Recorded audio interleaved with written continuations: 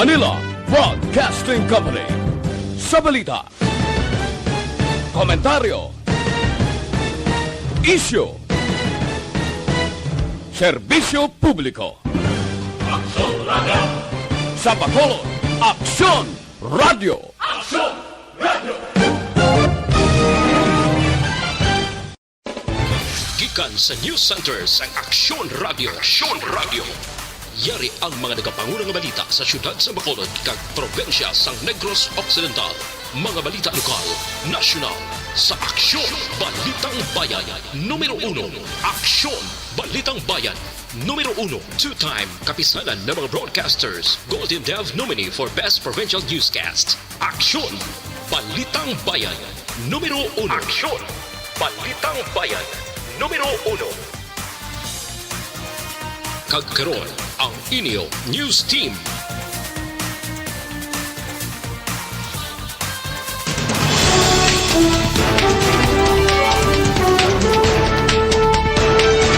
Sa ako nagapanguna ang mga pangulong dinalan sa mga balita lokal, COMELEC na nagapangabay sa mga pamatanon nga magparehistro para sa masunod nga eleksyon. BCPO magapatrolya sa mga lodging houses, buwas nga adlaw. Sa balita nasyonal, masobra 100,000 ka doses ang Pfizer vaccine, matrasar ang pag-abot sa Pilipinas. DILG ginaimbestigahan ang pag-abot sa Moderna vaccine sa pungsod. Maayong aga Bacolod, mayong aga bilugabahin sang Western Visayas. Karon nga adlaw Sabado, Pebrero 13, 2021. Ang inyong news team, Aksyon Iden Aboso. kag Aksyon Boy Duran, ang mga balita lokal pagkatapos lamang sa niyo.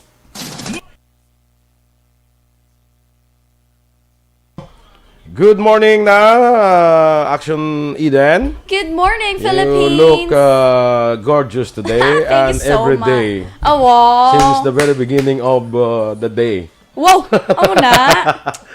Yes.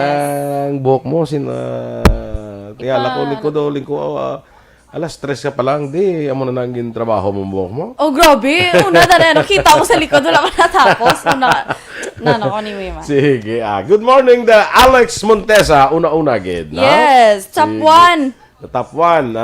Di lang, pero pati ko gabi na, doon baka-baka ka pa. Doon gijabing, tayahaw. Doon gijabi ang bugas-bugas. Gagabi? Nagligad pa ito kagabi. May nanugid sa ako ni. Nagligad pa ito kagabi? Uy, pa kagabi, Kagabi ba yun, uy ko gabi. Programa ko din kagabi. Gabi. Ari ko din programa. Tungkol bala sa imo, man kahimuan bla. Ako na. Doon nahamutan ka. Remia Garcia, good morning man. Rodelyn Alvarez, Bayabado. Homa Lumena, sakay Wilma Cabarles, good morning man. RR Tuparan Montua Rehinio, good morning na sa akon mga haligi subong adlaw. Akon first day bilang news anchor sa siyudad sang Kabangalan. Wow. Pero padayon kita nga magapanindugan sa pangako nga aton pinangakuan nga kamo hindi ko pagbayaan. Salamat sa inyo, hindi gid kamo mabalibaran. Perfect! Bongga kita tanan. Nakita ko na kahapon si Kwan sa Facebook bala, nag-newscast siya. Kita ko na siya, nakakita ko sa Kwan. Pero karon giliya dumayara sa radio station to sa Kabangalan. Oo. Nga muna. Dito na gid siya Yes, so. Sa kay Maui Cañada Jr., good morning man.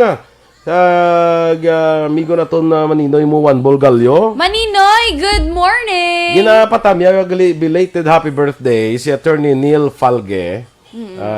Attorney Neil Falge, belated happy birthday halin kay tito mo Juan Bol, kag tita mo Alma Alvarez Gallo, kag sa RG Boys. Okay? RG Boys. Yes, so, good morning, Maninoy One Ball, and of course, Maninoy Alma. RG Boys, mga Ruperto Gallo Boys eh. Wow! Tsakta. Gusto? Yes. Kay Teresa Linaha Kayaw, try, good morning dira sa imo. Sumuman kay Cory Vidaha, dira sa Kuwait. Ari na si Press, Dennis Richard Timor Roma, ay wow, katahom kay Miss Eden. Nugay da bawi-bawi sa ako na. Yan, amo pag iniyang reaction niya, ay wow, katahom kay Miss Eden, my God. Nugaya ko da iya. Hindi mo lang kayo madala sa mamo na yun, Dennis ya. Tarong da. Si Donna Robles Prodigalidad, good morning kuno Action Eden sa aton from San Diego, California. Wow. Do gadamo ang nagadamo Action Boy no from outside the country naton. Yung listeners. Sige, go. Kay RR to para ni Watamali, good morning kagawad boy kag Inday Black Lady. Ano? Lady in black lang. Gani, Black Lady. Tanong nga pala, Kay sa iya ko na kasi manwa, Doral Cabato. Lianila Tarosan, good morning. Watching live at Purok 20, Barangay Alangilan. Laurely Vinarte Viejo, good morning man. Kay Afia Kim Eriman. Ari na siya sa sa GC. Ara na siya. Nag-join na siya. Welcome to the Energy Fans Club. Tito Damo, nagita ni Manong kanta. Doon nahuya sa kuno gani kuno pero gin-welcome sa kapon sa mga welcomers. Wow, welcomers. Of course, una nagidara may mga posting to ligat. Kagabi si President Dennis mo. Kaya Dante Makilan, good morning man. Wilma Coverless, happy birthday sa akon subong nga nanay, Sunny. Happy birthday to you. Okay. Nanay Sunny, good morning. Happy birthday. Joval Trinidad, good morning man. We're monitor always, #1 radio station. Thank you so much. Celestino Henoraga, good morning. Watching from Petron Gas Station, Lacson, Magsaysay. Yes. Bacolod City, salamat. May message di si man ni Juan Bolo. Good morning kuno iha Action Boy. Monster ice cream will be delivered next week, Thursday. Wow. Okay. Very good. Grabe ba? Sa duty mo gina, di ba? Thursday next grabe week. no. Timing, hindi maninoy. Sige ka baluman siya mo, no? So, standby sa aton mga balita lokal.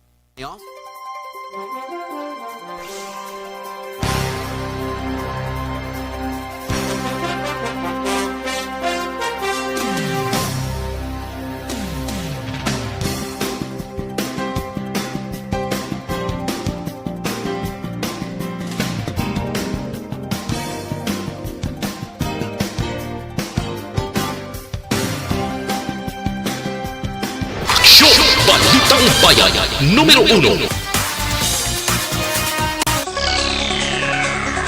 Aksyon Radio Philippines Standard Time, 10 minutos sa nagaligad sa tak ng alas 6. Detalya na sa aton mga balita lokal. Ginapangabay ni Comelec Commissioner Rowena Guanzon ang mga 18 anyos ang edad o kung mga pamatanon amat-amat na nga magparehistro para makaboto sa Mayo tuig 2022 ng eleksyon. Sunod kay Guanzon, target nila nga makaparehistro ang 14 milyones ka mga pamatanon. Apang tubtub karon yara pa lamang sa masobra 1 milyon ang nakaparehistro. Dunga pa ni Guanzon, masaming nga rason amo ang wala sang oras ang mga kabataan bangod sa online class. Rason nga umpisa Pebrero 20, bukas ang Comelec office kada Martes tubtub Sabado nga adlaw, las 8 tubtub las 5 ang takna sang hapon. Tinguaan pa sa Comelec kung mag-abot na ang vaccine, mapapakunahan man ang ilang mga personnel para makapatigan sang barangay satellite registration. Ginapanawagan man ni Guanzon ang 7 milyones ka mga voters sa indula sa listahan, bangod na makaboto sa 2 kasunod-sunod nga eleksyon nga liwat nga magparehistro. Kagsugod February 20, Tuesday to Saturday na, alas 8 hasta alas 5 sa hapon. So may Sabado na kita nga voter registration, gani ang mga hoben, ang manog 18, on or before May 9, 2022. Pwede na gid kamo kakadto sa mga Comelec offices. Ang kabayan sa pahayag ni Comelec Commissioner Rowena Guanzon. Magapatrolya naman sa tanan nga mga hotels, motels kag lodging house ang Bacolod City Police Office sa Valentine's Day kon buwas nga adlaw Domingo. Sunod kay BCPO spokesperson Police Lieutenant Maria Liberty Injape, luyag sang kapulisan nga masiguro nga nagasunod sa mga health protocols sa mga lugar nga masami kadtuan kung ginahiwat ang kaangay nga selebrasyon. Ginadumilian ang mga menor de edad nga makasulod sa mga motel kag lodging houses. Tinituyo sini nga mapabilin ang katawhayan kag kalinong sa amuman nga adlaw. Ginklaro sang BCPO nga inspection lamang ang himuon sang kapulisan sa compliance sang tagsa ka mga establishmento kag hindi agud dumilian ang mga customer nga makasulod. Nanguna naman ang probinsya sa Iloilo sa may maramong ang bagong kaso sa COVID-19 diri sa Western Visayas. Sa datos ng Department of Health, may 39 ka local case, 7 ka LSI, ka 1 ka APOR, o kung may kabilugan nga 47 ang probinsya sa Iloilo. Ginasundan sang syudad sang Iloilo nga may 13 ka local case, Aklan nga may 10 ka local cases, Negros Occidental nga may 2 ka LSI, kag Capiz nga may 2 ka local cases. Naglamot naman sa 23,886 ang kabilugan nga COVID-19 cases sa Western Visayas matapos sa dugangan sang 74 ka bago nga infection. Samtang napulo ang bago nga recoveries nga nagdala sa kabilugan nga 22,088. Ang Western Visayas wala naman sa na-record nga bago nga napatay kaya nagapabilin sa 718 ang death toll. Sa iban pang balita lokal, ginaresto naman ang isa ka empleyado sa gobyerno matapos naka-sideswipe sa isa ka persona kag nakuhaan sa armas luthang las 10:15 sang gabi Pebrero 11 sa Sitio Aura, Barangay San Jose, Banwa, sang Toboso. Ang arestadong ginkilala kay Eddie Gumban, 54 anyos, kag residente sang proper San Isidro sa Amuman nga Banwa. Sunod kay NOCPO spokesperson Lieutenant Abigail Dunasco, sa inisyal nga pagpangsisa sa Toboso PNP, nagpadulong sa lugar ang kapulisan, agod magresponde kung tani sa nasambit ka aksidente, apang nagpalagyo si Gumban, samtang ginamaneho ang iya sining sa lakyan. Dugang pa, ginlagas ang kapulisan si Gumban, apang nagpadasig inis ang iya pagmaneho, kag sa nakapalapit ang patrol cars ng kapulisan, nagpagwa inis ang armas, kagintayaan ang kapulisan, rason nga gintiro sang pulis, ang panguna kag panguling nga Gumban, agod magdulog ang iya sining sa lakyan. Ginarigar nga yara si dalong sang impluwensyado sa makahulubog nga ilimnon si Gumban, kag ginaresto bangod nakuhaan sang kalibre 45 nga armas luthang nga may 7 ka mga bala, kag isa pa ka magazine nga loaded man sang 8 ka bala. Naglambot naman sa 17,000 pesos nga balor sa ginasuspetsuhan shabu ang nakuha sa isa ka persona sa bypass operation sa Talisay PNP sa nagligad nga Pebrero 11 sa Malunsi Baybay, Purok Punao, Barangay Zone 5 sa siyudad San Talisay.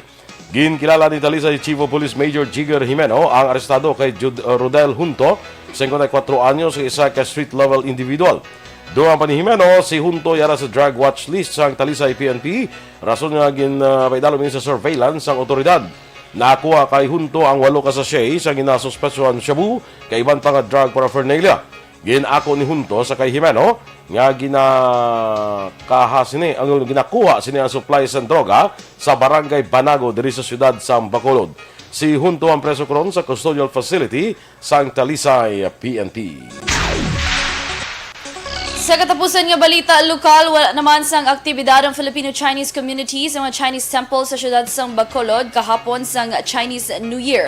Sunod kay Rayan Segana, volunteer staff sang FGS Yuan Thong Temple. Bangod sang COVID-19 pandemic, ginpakamayo sa mga miyembro sang templo nga maghiwat sa mga aktibidad sa ilatag sa mga panimalay kag paagi man sa online. Dugang pa ni Segana, sa tradisyon sa Filipino-Chinese community, nagtililipon ang miyembro sa pamilya sa tion sang Chinese New Year kag dugan nga nagpangamuyo sa templo. Apesar nga wala sa aktibidad, ginklaro ni Segana nga bukas sa gihapon ng templo sa gusto magpangamuyo. Nagpanumduman si Segana sa publiko nga sundo ng tanan nga mga health and safety protocols sa pagsulod man sa templo.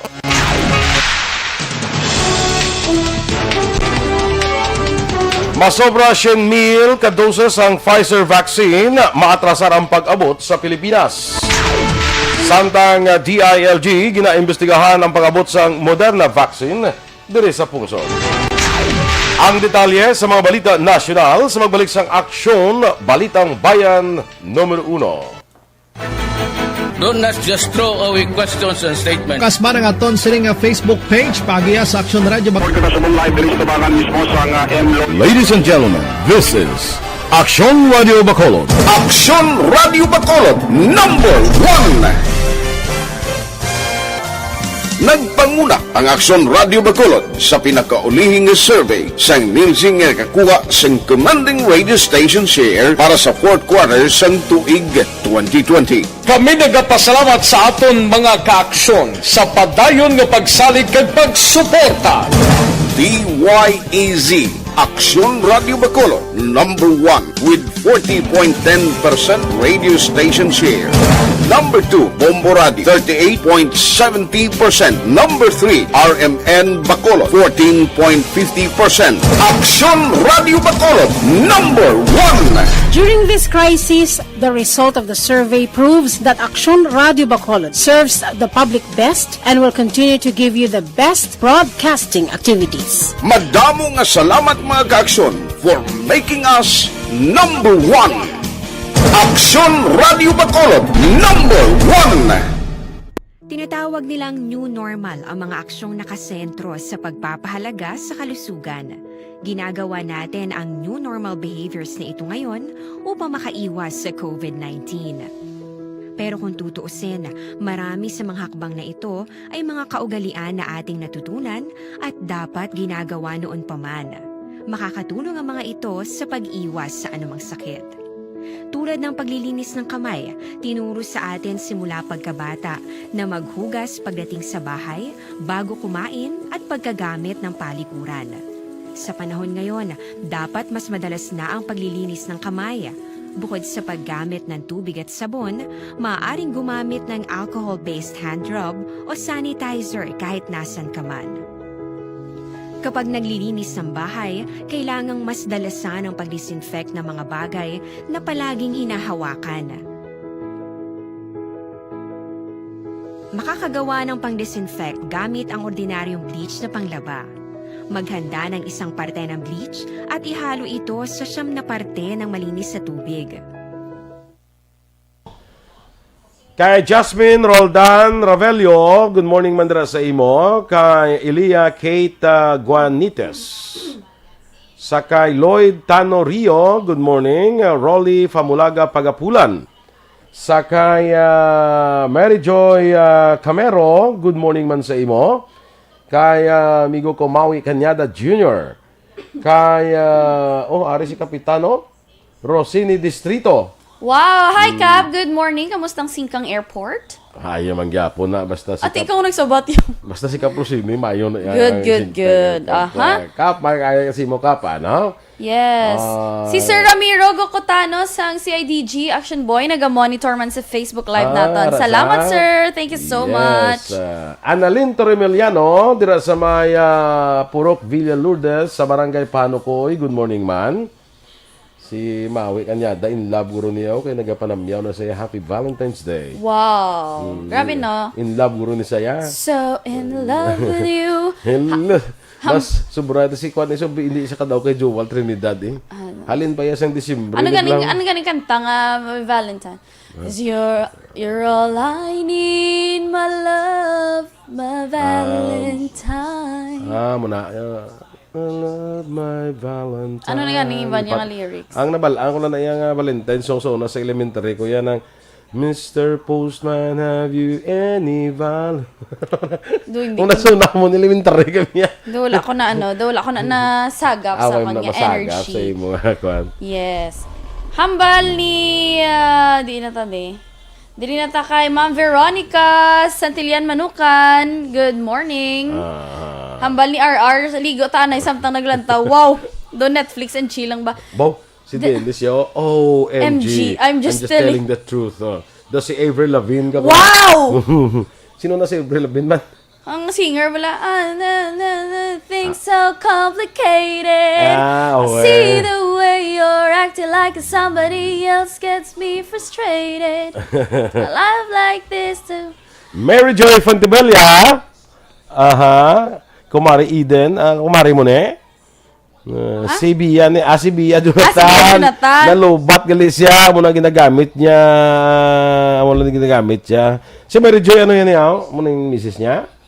Wala ka magoroga. Dali. Uy, makukuta siya, be. Makukuta siya, danay. Nga aga pa may ara sa imong cellphone ni Mary Joy. Ganin mo. Fuentebella.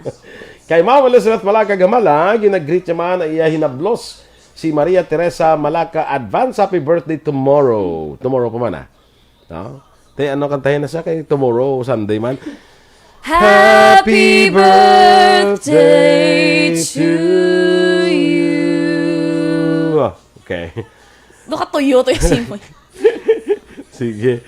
Kay Ma'am Cory Vidaha, good morning. Dennis, actually siya Tia Kim gali, ara na nagali sa Jesus since the very beginning. Okay. From the very beginning. Since the very beginning of the world. Galing kayo wala sa guro nag-comment ko akuan bala wala sa nag-ano lang sa nag-observe lang. Scene lang. Nahuya siya kuno. Okay.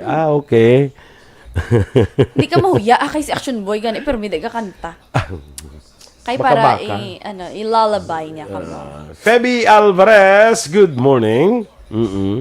Ikaw ka kanta ka ni bisan nga pulupungko ka lang. Di ba, no? Chill-chill lang. Partida pa na. The leader of the band is tired and his eyes are growing old.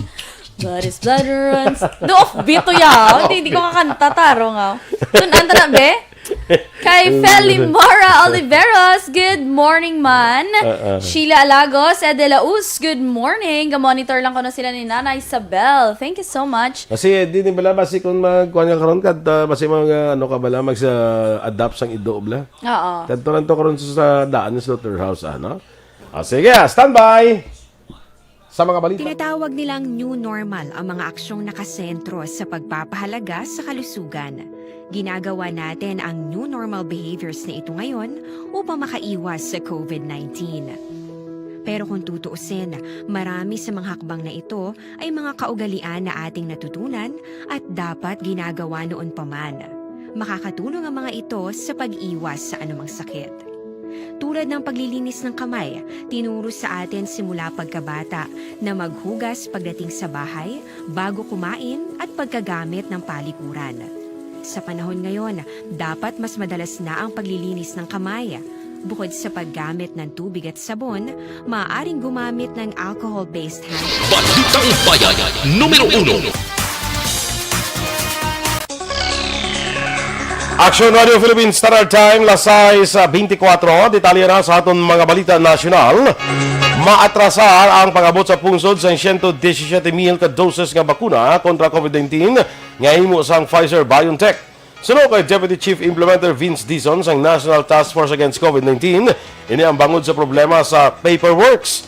Sa piyak sila makasulod man sa gyapon sa bulan sang Pebrero ang ginalauban nga pag-abot sa pungsod sang bakuna sang Pfizer. Angot sinigin pahayag ni Dizon nga nakahanda naman ang tanan para sa roll-out sang bakuna sa tiyon nga mag-abot ini sa pungsod.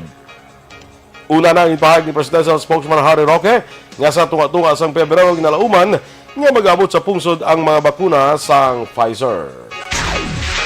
Ginausisa sa karon sa Department of the Interior and Local Government ang ginaligar pag-abot sa Moderna COVID-19 vaccine sa Pilipinas. Ginhimo ni DILG spokesman Undersecretary Jonathan Malayang palayag kasunod sa report nga may mga pulis nga nag-implementar sa contractor's tax sa pag-abot sang nasambit nga bakuna. Sunod kay Malaya, nakigangot na siya kay Health Undersecretary Maria Rosario Vergere kag ginathag nga ang Department of Health wala sang ginapaabot nga bakuna gikan sa Moderna nga ginaligar nag-abot sadtong adlaw sang Huwebes. Patag ni Malaya ang contractor's tax, isa ka local tax nga gina-implementar sa local government units. Dugang pa ni Malaya nga ang ginbakal sa mga LGU ginapaabot pa sa third quarter sang tuig. Palayag pa ni Malaya wala sang poder ang pulis nga magsukot sang contractor's tax bangod trabaho ini sang Bureau of Customs. Ginaduso naman ni Budget Secretary Wendell Avisado nga mas mataas sa 15% ang limit sa down payment sa pagbakal sa COVID-19 vaccines. Suno kay Avisado, tuyo sini agud masiguro ang temprano kag madasig nga implementasyon sa COVID-19 vaccination plan sa gobyerno. Ginasaad sa Republic Act 9184 o ng Government Procurement Reform Act, ang advance payment hindi dapat magsobra sa 15% sa contract amount, magluwas kung ginmando sang presidente. Sa naman nagaprepara na sa karon ng gobyerno lokal kag nasyonal para sa plano nga pagpangbakuna kag mahimo ini maapektuhan bangod sa nasambit nga provision sa procurement law. Handa sanday Senators Manny Pacquiao kag Amy Marcos nga magpabakuna batok sa COVID-19 sa atubang mansang publiko. Sunod sa spokesman ni Pacquiao nga si Ron Monsayak, ang senador nagligad pa nga tuig nagpabutyag sang kahandaan sini nga magpabakuna sa atubang sang publiko. Pareho ni Pacquiao handa man si Marcos nga magpabakuna sa atubang sang publiko sa handom nga maghatag kumpiyansa sa piyak nga may asma ini. Una diri, nagpagawa sa survey sang Octa Research Team nga 25% lamang sa mga residente sa Manila ang handa nga magpabakuna kag sa survey naman sang Pulse Asia, 47% sang adult Pinoy ang nagpabutyag sang pagpangduwa-duwa nga magpabakuna bangod sang safety concern. Nanawagan naman sang transparency kag accountability sa pag-roll out sang libre, safe kag epektibo nga bakuna batok sa coronavirus ang Filipino Nurses United. Suno sa FNU, ang kontrobersiya pareho sang hindi otorisado nga pagpabakuna sa pila ka miyembro sang militar kag paglapas sa health protocols sa pila ka public officials, nagresulta ini sa pagduda sa mga health workers angot sa transparency sang gobyerno sa vaccination program. Sumangman, ginapanawagan sang FNU ang pag-regulate sang bakuna kapag monitor sang adverse reactions ni kung mabakuna sa tao. Sa limanuan, ginapaabot nga mag-umpisa karon nga bulan ang pagbakuna sa mga empleyado sa COVID-19 referral centers kay iban pa nga dalagko nga pampubliko kag pribado nga mga ospital.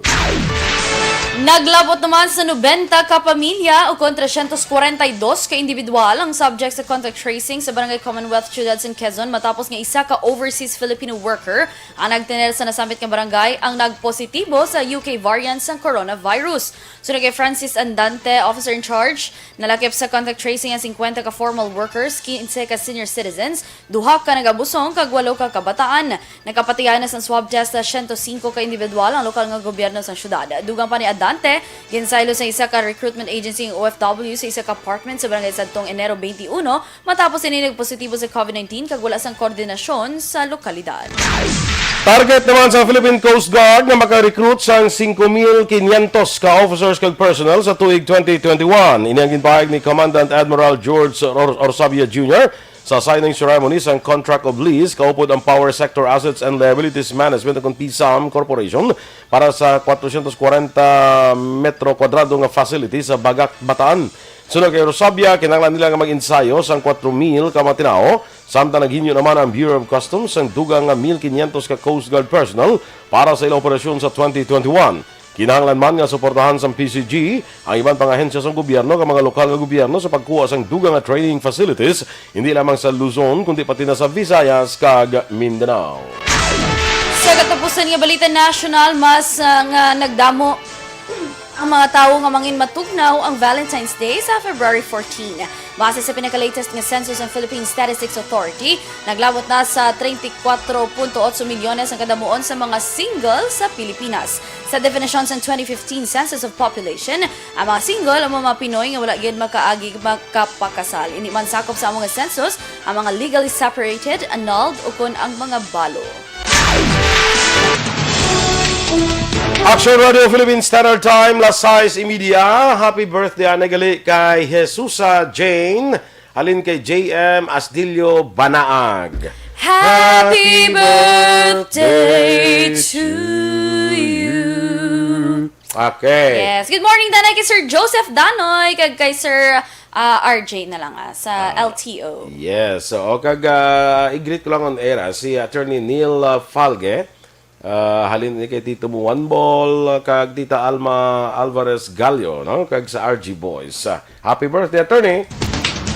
Inyong ipapatiya na aton mga balita diri sa Aksyon, Balitang Bayan Numero 1. Standby na kita sa Aksyon Report, second portion.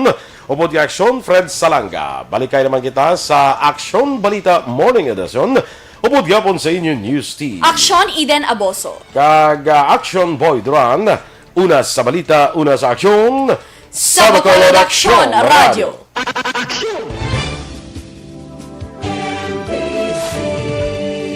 Manila Broadcasting Company.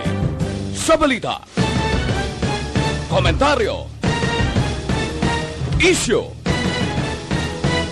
serbisyo publiko.